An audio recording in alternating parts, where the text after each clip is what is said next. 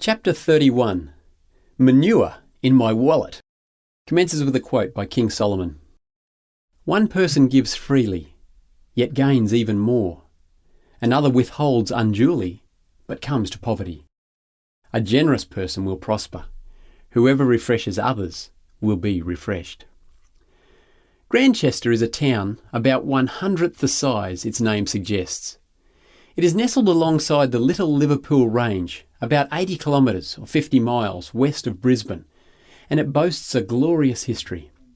In the 1860s, it marked the end of the railway line, so all rail cargo headed west to the vast plains of the Darling Downs and beyond had to be transferred from trains to wagons and bullock drays at Grantchester, a fact that brought it much trade and prosperity until the rail line continued westward.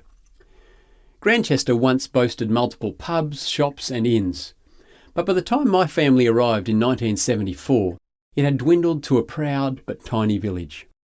There were probably 200 people living in the town and the surrounding hills, but actually seeing someone as you drove through was a bit of a treat. Growing up in Grantchester was a barefoot, Huckleberry Finn sort of existence, which I still cherish. The hills were full of eroded gullies and caves, fertile soil for my bushranger worshipping imagination. I remember having a sleepover at a friend's house when I was about 9. One of his before-school chores was to round up the family cow and bring her in for milking. It was mid-winter, and the frost was no invitation for my bare feet. After what seemed like an eternity of running through the icy paddocks, my feet were starting to ache. My very thoughtful friend let me in on a trick I've never forgotten, nor repeated. Follow close behind the cow, and when she lays a steaming warm pat, stand in it. My plight was so desperate that I took his advice. It worked a treat.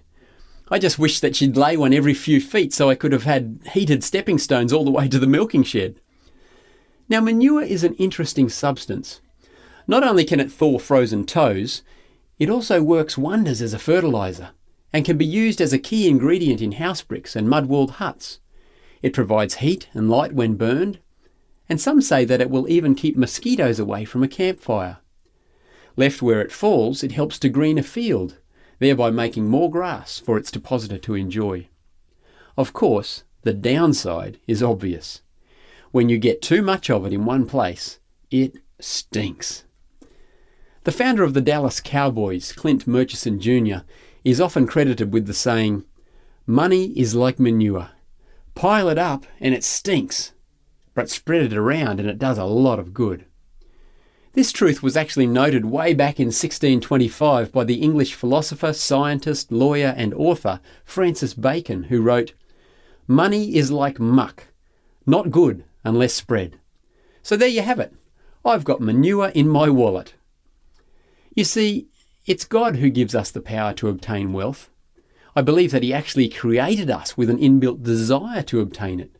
But, hand in hand with that desire, he also created us with the need to pass it on, so that it doesn't destroy our character and soul.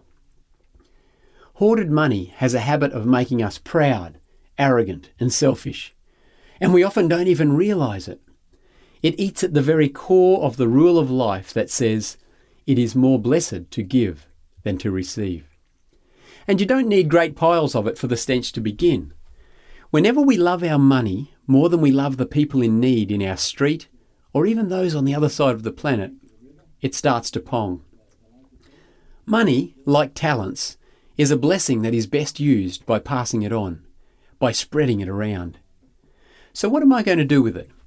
What are you going to do with yours? I guess we need to make our affluence effluent, to let it flow outward. But how? Should we just spend it? That certainly spreads it around, too thinly sometimes it seems.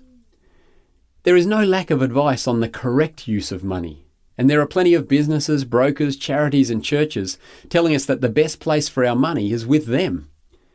In Acts 2 verses 44 and 45, Luke gives us an interesting insight into how the first Christians used their assets that were above and beyond their daily needs. He said, "All the believers were together and had everything in common. They sold their property and possessions to give to anyone who had need.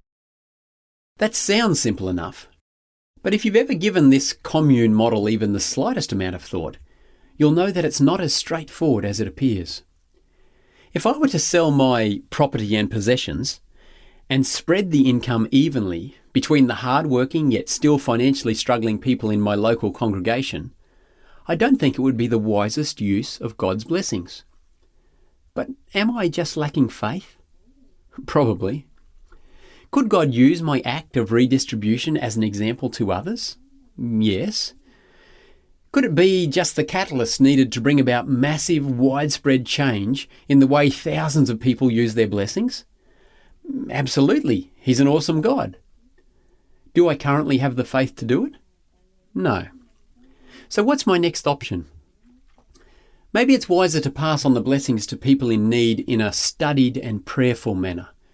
To try, under the guidance of the Holy Spirit, to identify, assess and support genuine needs, be they individuals, families, charities or churches.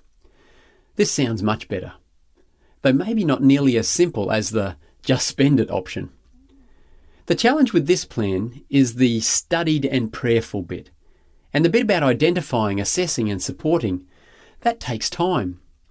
And the more I am aware that every last cent that I have is actually God's, the more I feel the need to be very, very careful in how I spread it around. It was the American industrialist and philanthropist Andrew Carnegie who made the following very insightful comment. It is more difficult to give money away intelligently than it is to earn it in the first place. To pay a tithe on your income and give some extra dollars in the offering plate at church is one thing. But to try to prayerfully and carefully distribute larger amounts can become quite a task. Such an undertaking, in fact, that many wealthy individuals and foundations need to pay people to do the studying, identifying and assessing for them. Each of us has our own pet projects, charities, churches and community groups that we like to support. We have personal criteria that they need to meet before we pass our blessings on to them. If Melinda and I are giving from personal income, then we are able to respond to needs on a fairly swift, though not necessarily impulsive basis. There are very few rules on what we are able to do with our after-tax dollars, so we can easily give where we see needs. This type of giving can also include donations to needs that are not supported tax-deductibly under Australian taxation guidelines. Christian evangelism and direct giving to needy individuals and families are two such examples. However, if we want a tax-deductible receipt, then obviously we need to give to entities that are registered to provide them. There's no sense risking problems with the tax office just because you thought you could give more to a need if you avoided paying tax on it first. Most governments give generous opportunities for private individuals and companies to support real needs in both local communities and overseas without breaking tax laws. Jesus clearly told us to give unto Caesar that which is Caesar's. So let's make sure we do just that.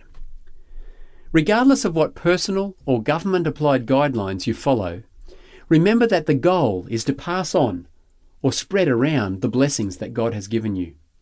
So go ahead, see a need, assess its genuineness, and give. And you'll be blessed.